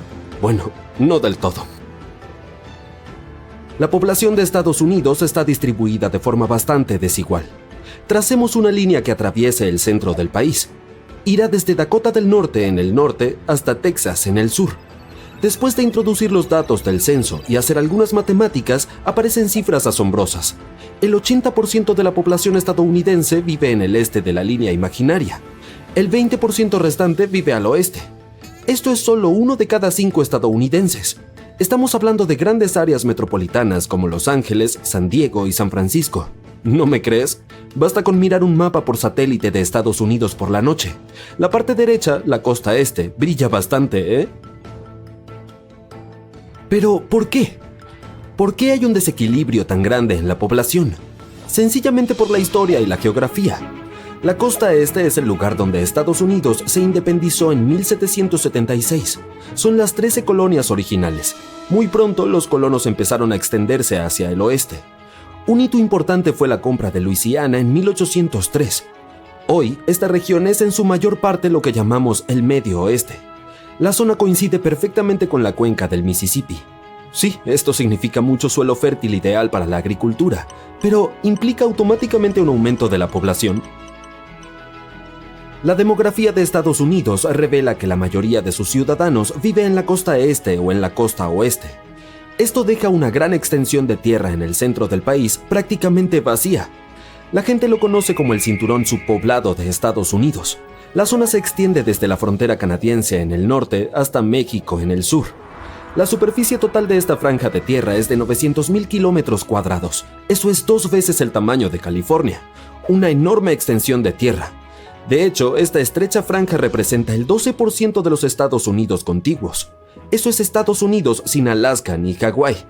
La franja atraviesa de norte a sur 7 estados: Montana, Dakota del Norte, Dakota del Sur, Wyoming, Nebraska, Oklahoma y Texas. Pero su población solo representa el 1% del total de habitantes de Estados Unidos. Esto significa que la zona está completamente vacía. Sigue siendo el hogar de algo más de 3 millones de habitantes. Es aproximadamente la población de Jamaica. Pero aquí hay sitio para muchos más residentes. Tomemos el ejemplo de Nigeria. Su superficie total es ligeramente mayor que el cinturón subpoblado, pero la población de Nigeria es enorme, 206 millones de personas. Esto lo convierte en el 7º país más poblado del planeta. Impresionante, ¿verdad? Pero, ¿por qué el medio oeste estadounidense no está a la altura de su potencial? Es hora de una última lección de historia. Ya mencioné cómo Estados Unidos se expandió de la costa este a la oeste, pero esto no significa que el oeste se quedara demasiado atrás. Tomemos como ejemplo las ciudades de San Francisco y Los Ángeles. Fueron constituidas en 1850. Eso es solo 13 años después de Chicago. Al año siguiente, en 1851, se constituyó Portland, Oregon. Bueno, te haces una idea. Y luego, en 1879, Estados Unidos terminó de construir su primer ferrocarril transcontinental. En términos de transporte, el país estaba unificado. Así que no hay ninguna razón histórica de peso que explique por qué tan poca gente vive en el centro del país. Es hora de un poco de geografía interesante. Si miras el mapa físico de Estados Unidos, verás que este cinturón se encuentra en las grandes llanuras. Como su nombre indica, la zona es llana. lo que debería ser ideal para grandes asentamientos. Bueno, en realidad no. Al este de esta región hay una enorme mancha de color marrón. Está cubierta de montañas, pero no unas montañas cualquiera. Son las Rocosas. La cordillera tiene unos 76 millones de años. Tiene varios picos de más de 4.200 metros. Y la mayor parte de las Rocosas son parques nacionales, una vasta reserva natural. Pero lo más importante es que la cordillera desempeña un papel vital en el clima de la región. ¿Has oído hablar del efecto sombra de lluvia? Déjame explicártelo. Los sistemas del clima húmedo se forman sobre el Océano Pacífico. Luego viajan hacia el este, donde se encuentran con las Rocosas. El aire tiene que subir por encima de las montañas. Aquí es donde se enfría y se condensa. El resultado, mucha lluvia y nieve para la gente que vive al oeste de la cordillera y solo unas pocas gotas al este. Cuando el aire del Pacífico llega finalmente a las grandes llanuras, ya no contiene mucha humedad. De hecho, el sistema meteorológico empieza a absorber la humedad del paisaje circundante. Esto crea un clima árido al este de las montañas Rocosas. Debido a esto, es una de las zonas más secas del país. Así que cuando los colonos llegaron en el siglo XIX, estaban como, no, mejor seguiré hacia el oeste. Además, se dirigían a la fiebre del oro en California. El clima de esta parte de las llanuras no es ideal para la agricultura, y las enormes fluctuaciones de la temperatura del aire tampoco ayudan. En un solo día, las temperaturas pueden bajar de 20 a menos 1 grado Celsius. Estos cambios bruscos son perjudiciales para la salud humana. Es como entrar en una habitación con aire acondicionado en un sofocante día de verano. No es una sensación agradable. El sur de California tiene un clima igualmente seco. Sin embargo, allí viven cerca de 40 millones de personas. Esto convierte a California en el estado más poblado de Estados Unidos. ¿Su secreto? Una vasta red de canales de riego y acueductos, además de una parte del agua del río Colorado. Los veranos en las grandes llanuras son muy calurosos, mientras que los inviernos son extremadamente fríos. La razón de estos patrones climáticos salvajes son los vientos polares. Se desplazan a cuesta por la cordillera de las Rocosas y descienden rápidamente hacia las llanuras. Un día de invierno en Wyoming, por ejemplo, puede empezar agradablemente cálido, pero más tarde, por la tarde, la temperatura puede caer fácilmente por debajo de 0. No sabrías cómo vestirte, y probablemente no querrías trasladarte allí. Eso es lo que también piensa el 99% de los estadounidenses.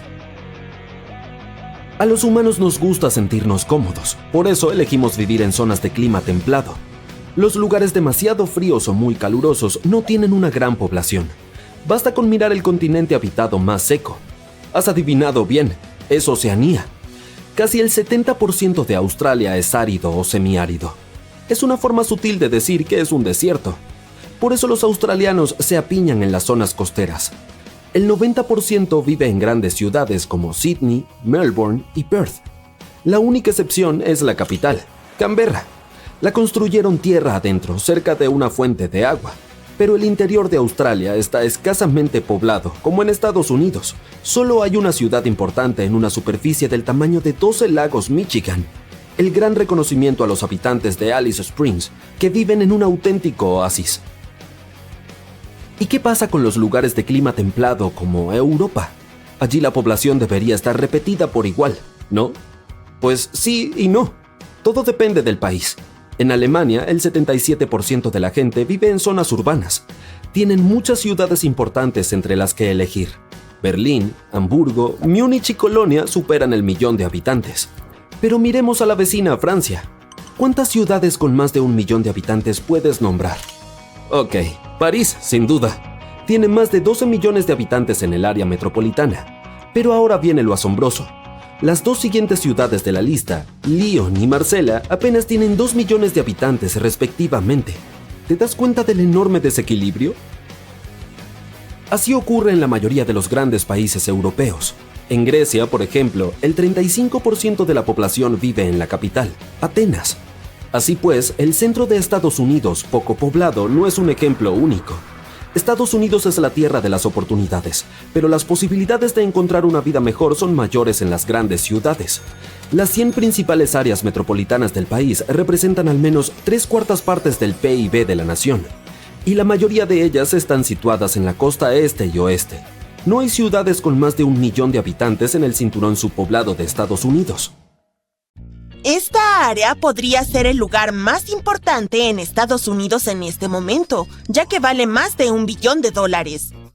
Hay algo increíblemente valioso oculto aquí, en Thacker Pass, y va a causar un gran impacto, no solo en Nevada, sino también en la economía estadounidense y sus relaciones globales. La caldera McDermott es un área enorme, de aproximadamente 45 kilómetros de largo por 35 kilómetros de ancho, que se extiende por el norte de Nevada y el sur de Oregón. Se encuentra en el condado de Humboldt, un lugar tranquilo y rural con solo una ciudad principal que va a cambiar mucho en los próximos 5 a 10 años. Y eso se debe a que encontraron oro blanco allí. Estamos hablando de litio. Y para explicar por qué este metal es tan importante, necesitamos una balanza.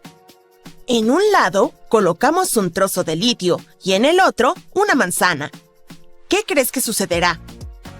Si ambos tienen el mismo volumen, la balanza se inclinará hacia la manzana. Eso es porque el litio es superligero. Su densidad es de aproximadamente 0,534 gramos por centímetro cúbico, lo que lo convierte en el sólido más liviano que se puede encontrar a temperatura ambiente.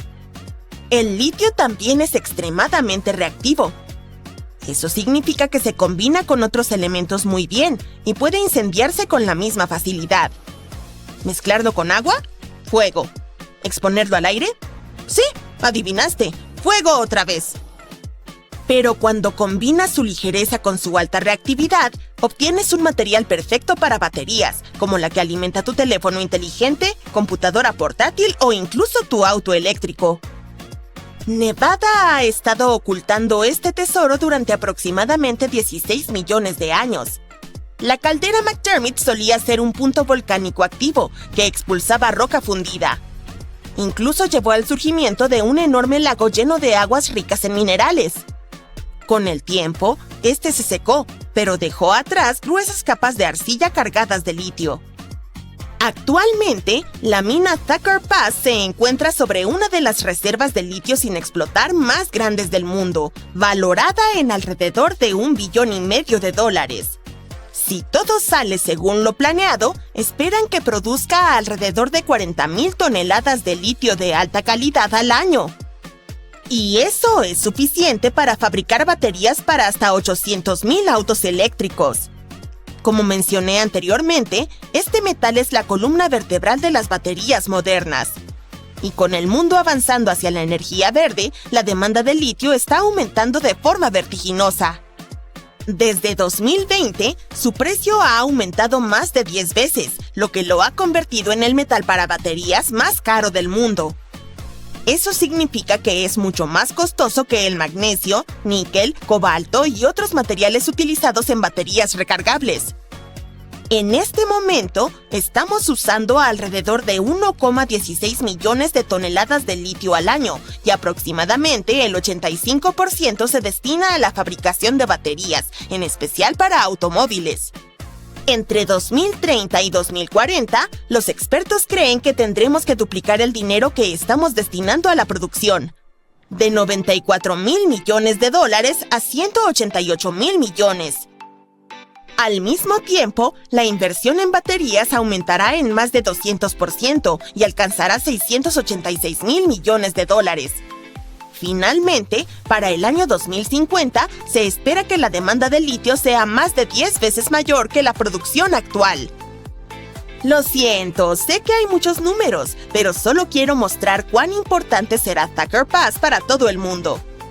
Esta mina será fundamental para mantener todo en funcionamiento, quiero decir, literalmente, ya que la mayoría de la demanda futura será para cosas como automóviles, bicicletas eléctricas, scooters y almacenamiento de energía renovable. Nevada también podría ser el epicentro de una revolución global en el ámbito de la energía. Con Estados Unidos buscando reducir la contaminación en un 50% para 2030, una gran parte de ese objetivo es sustituir los vehículos a gasolina por otros eléctricos. Para lograrlo, Estados Unidos va a necesitar mucho más litio del que está produciendo actualmente. Hoy en día, la mayor parte del metal que se utiliza allí proviene de países como Chile y Argentina. Así que, si Estados Unidos quiere ser un líder en este mercado, realmente necesita invertir cada vez más en proyectos como Thacker Pass. Pero hay otro desafío. Encontrar litio en una mina es una cosa, pero refinarlo es otra historia. Al igual que los diamantes se cortan y tallan cuidadosamente para realzar su brillo y se venden en anillos y collares, algo similar debe hacerse con el litio.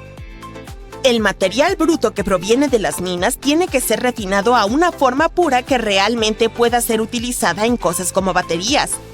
Y China prácticamente domina esta parte del mercado, ya que es responsable de cerca del 75% de la producción global de baterías de iones de litio. En otras palabras, no importa si un país encuentra este poderoso metal en su tierra. Probablemente todavía necesitará a China para que lo ayude a refinarlo. Entonces, Estados Unidos está ansioso por fortalecer su cadena de suministro. De hecho, están tan entusiasmados con esta posibilidad que las autoridades han invertido más de $2,000 millones en préstamos en el proyecto de Nevada. Debido a eso, Thacker Pass podría convertir a Estados Unidos en un líder mundial en la producción de litio. Si sus estimaciones son correctas, la caldera McDermott podría contener casi la mitad de las reservas de litio conocidas en el mundo. Por ejemplo, casi duplicaría las reservas encontradas en los salares de Bolivia, que solían tener el récord del depósito más grande del mundo. Este descubrimiento está a punto de cambiar para siempre el condado de Humboldt. Esas calles tranquilas rodeadas de naturaleza jamás volverán a sentirse igual. La mina necesitará alrededor de 2,000 trabajadores, quienes probablemente se mudarán allí desde otras ciudades. Estos necesitarán casas, hospitales, escuelas para sus hijos y todos los servicios necesarios. ¿Ves cómo es un efecto dominó? Por cada persona contratada para trabajar en el proyecto durante la construcción, 6 más serán empleadas en el estado para apoyarlas. Thacker Pass también tendrá un gran impacto en la economía, no solo en Nevada, sino en todo el país. Se espera que la mina esté activa durante 35 años y que cada año genere más de $2,000 millones. Pero aquí está la cuestión.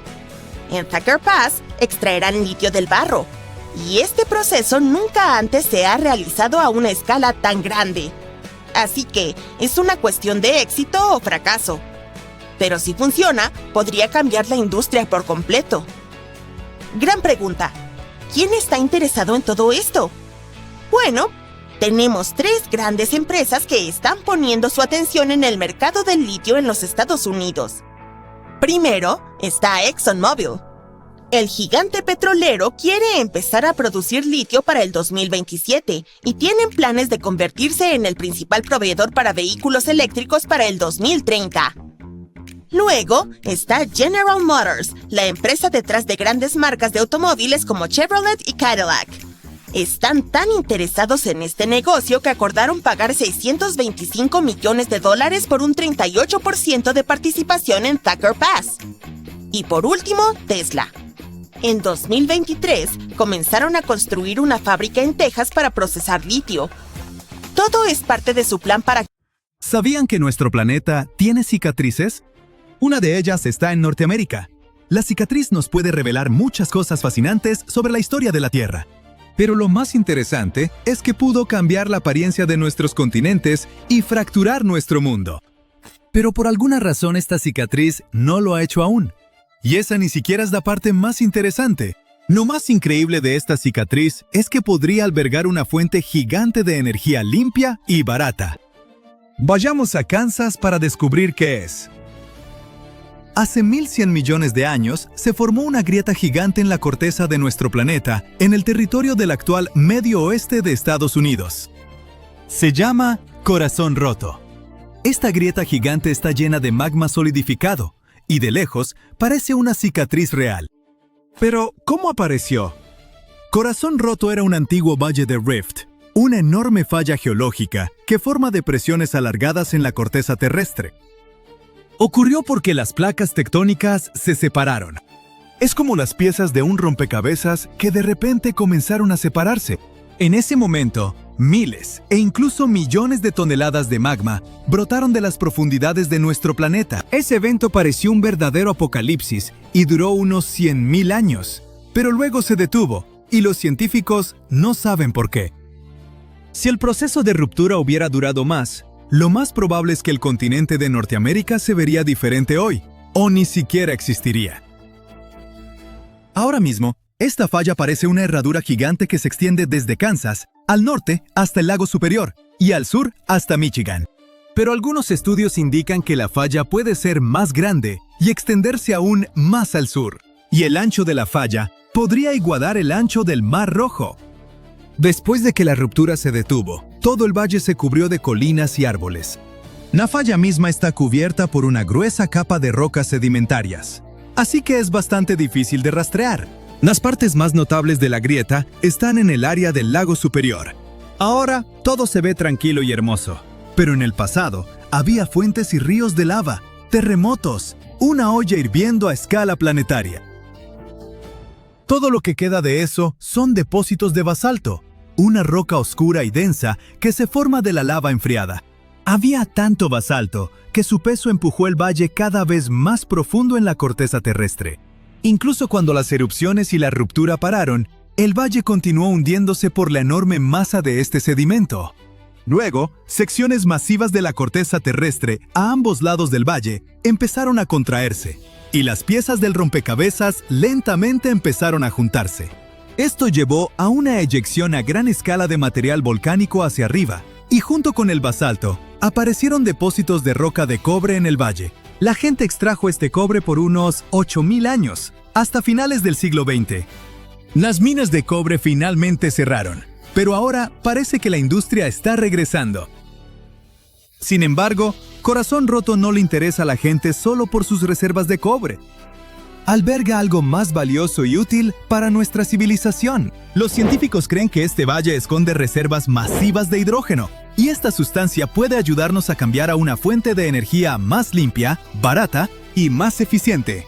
Si el combustible de hidrógeno se vuelve ampliamente disponible, todos cambiarán a él, dejando atrás el costoso, ruidoso y contaminante proceso de producción de petróleo. Ahora, apuesto a que la palabra hidrógeno les resulta muy familiar. No suena como el descubrimiento del siglo, y la gente lo ha estado usando por mucho tiempo. Por un lado, tienen razón, pero no del todo. El 90% del hidrógeno producido por humanos se usa como materia prima para la industria química.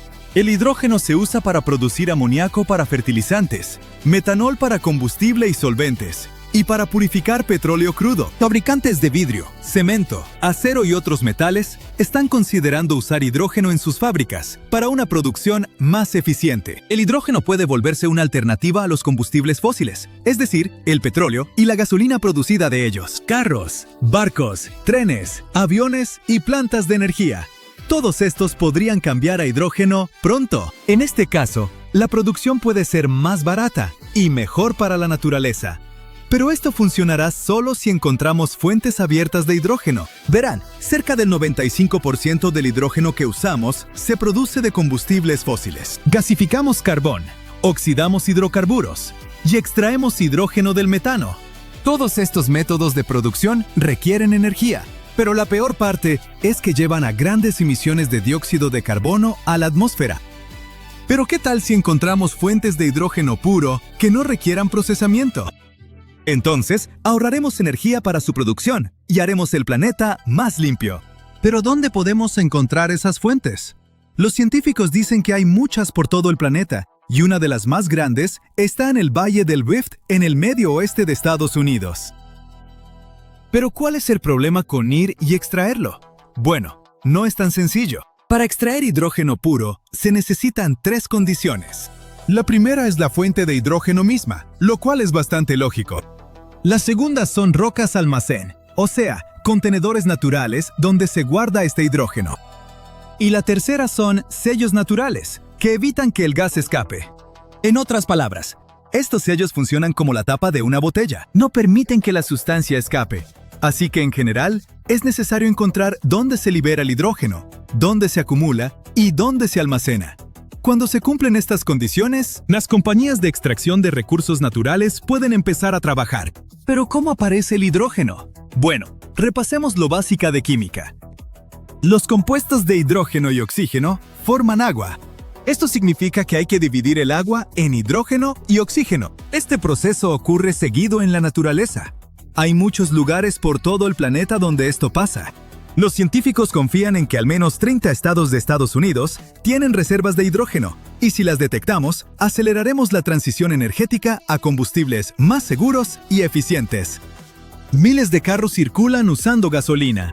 Muchos de ustedes conocen el olor de los gases de escape, ese aire espeso y contaminado que es difícil de respirar. ¿Y los carros eléctricos? Deben estar mejorando la situación, ¿cierto? Bueno, aquí hay otro problema. Producir baterías para estos vehículos daña la naturaleza. Los materiales usados para hacer baterías son litio, cobalto y níquel. Su extracción implica una gran liberación de materiales tóxicos, no solo al aire, sino también al agua. Transportar estas baterías también crea una gran huella de carbono. Producir un solo carro eléctrico emite unas 4 toneladas de dióxido de carbono. Para compensar eso, el dueño necesita manejarlo por al menos 8 años. Eso es lo que tarda en compensar las emisiones que un carro normal produciría. ¿Y la confiabilidad y conveniencia? ¿Qué harán si la batería se acaba durante el viaje y no hay estaciones de carga cerca? Este problema se resolverá en el futuro con la creciente popularidad de los carros eléctricos. Ahora, los científicos creen que en los últimos 1.000 millones de años, la corteza terrestre ha dividido suficiente agua en hidrógeno y oxígeno. Nuestro planeta guarda este gas bajo tierra, esperando que empecemos a usarlo. Según los cálculos, aún considerando todas las tecnologías y capacidades de producción de nuestra civilización, las reservas de hidrógeno en las entrañas del planeta son suficientes para darnos energía por 170.000 años. Por eso la grieta gigante en Kansas atrae a científicos de todo el mundo. Enormes cantidades de basalto y otras rocas pueden reaccionar con agua para liberar hidrógeno. Y ahora los científicos buscan lugares donde este material se acumula y se almacena. El suelo bajo tus pies guarda la línea del tiempo de nuestro planeta. Así es como aprendemos sobre el pasado de la Tierra. Pero en lo profundo del Gran Cañón en Arizona, esa línea del tiempo está rota y registros de miles de millones de años simplemente desaparecieron. ¡Uf! Pero parece que los científicos por fin descubrieron qué tipo de fuerza pudo hacer desaparecer rocas de miles de millones de años. Normalmente nuestro planeta construye su historia capa por capa.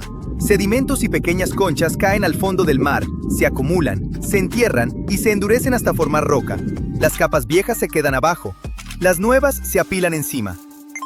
Entonces, el Gran Cañón debería funcionar como una crónica fácil de seguir. ¿Qué pasó primero? ¿Qué pasó después? ¿Y qué vino luego? Una capa podría venir de un río antiguo. Otra podría aún mostrar ondulaciones de un mar que desapareció hace mucho, mucho tiempo. Normalmente, entre más profundo vayas, más antiguas son las rocas. Pero en algunos lugares, ese orden se rompe de golpe. Roca joven puede terminar directamente sobre roca mucho más antigua, con un enorme tramo de tiempo perdido en medio. Los geólogos llaman a estos vacíos discordancias. Se forman cuando la roca antigua queda expuesta y se desgasta o cuando deja de acumularse sedimento nuevo por mucho tiempo. Lo que hace diferente al Gran Cañón es la escala. En algunos puntos, estratos relativamente jóvenes descansan directo sobre roca base de unos 1.700 millones de años. El vacío puede alcanzar 1.200 millones de años. Como la Tierra tiene 4.500 millones de años, eso es casi una cuarta parte de su historia borrada de la superficie. Y no es un solo corte. El Gran Cañón tiene varios vacíos enormes en su registro rocoso. El más grande suele agruparse bajo el nombre de la Gran Discordancia. Buena parte de ese tiempo perdido cae en la era proterozoica, la parte media de la historia terrestre.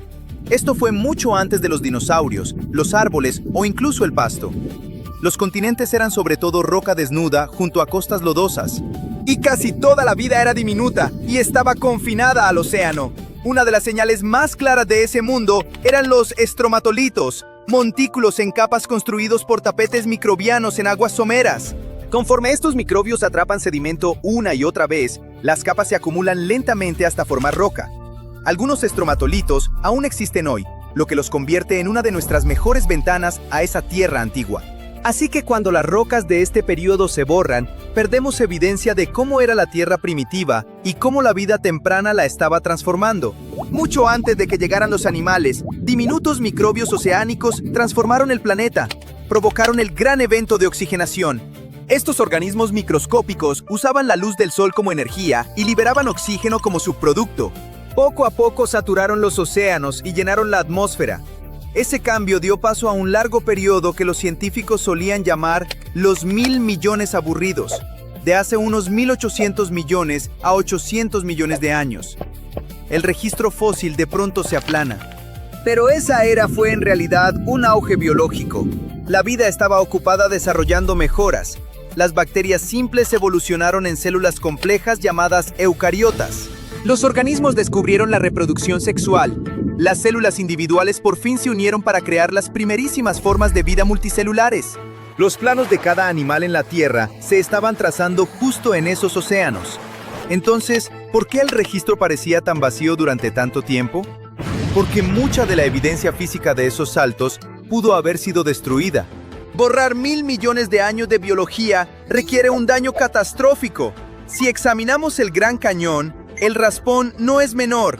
Los modelos geológicos sugieren que hasta 5 kilómetros de roca sólida fueron arrancados de los continentes. Casi 5000 metros de suelo retirados como con una cuchara de helado. La naturaleza básicamente le pasó una lijadora a los continentes. Millones de años de lluvia carcomieron el granito sólido como si fuera cartón mojado. Cadenas montañosas enteras colapsaron en lodo. El clima rapó 5 kilómetros de corteza sólida hasta que no quedó nada excepto las raíces más profundas bajo tierra. Cuando esas cumbres se lavaron hacia el mar, arrastraron todo el registro fósil con ellas. Entonces, ¿qué pasó? Por mucho tiempo la teoría favorita fue la Tierra bola de nieve, un par de congelamientos globales extremos durante el Criogénico, entre hace unos 717 y 635 millones de años. Funciona así. El hielo refleja la luz del sol. Cuando esa luz rebota al espacio, la temperatura baja. Un planeta más frío genera más hielo. Ese hielo en expansión refleja aún más calor. Una vez que ese ciclo empieza, es muy difícil detenerlo. Los glaciares siguieron creciendo hasta tragarse los continentes por completo. Si la Tierra bola de nieve realmente se veía así, habría parecido un planeta extraño lejos de su estrella. Hablamos de glaciares de cientos de metros de grosor avanzando hacia el Ecuador. Esos muros de hielo actuaban como excavadoras. Los glaciares se extendieron por los continentes. No se movían rápido, pero eran pesados e imparables. Las rocas atrapadas en el hielo eran arrastradas por el suelo, raspando, crujiendo y triturando todo debajo. Algunos peñascos fueron destrozados en pedazos más pequeños con el tiempo. En el mar, gruesas capas de hielo cubrían zonas del océano. Normalmente, el agua oscura del océano absorbe el calor. El hielo brillante hace lo contrario. Refleja la luz del sol, lo que enfría el planeta y ayuda al hielo a crecer aún más.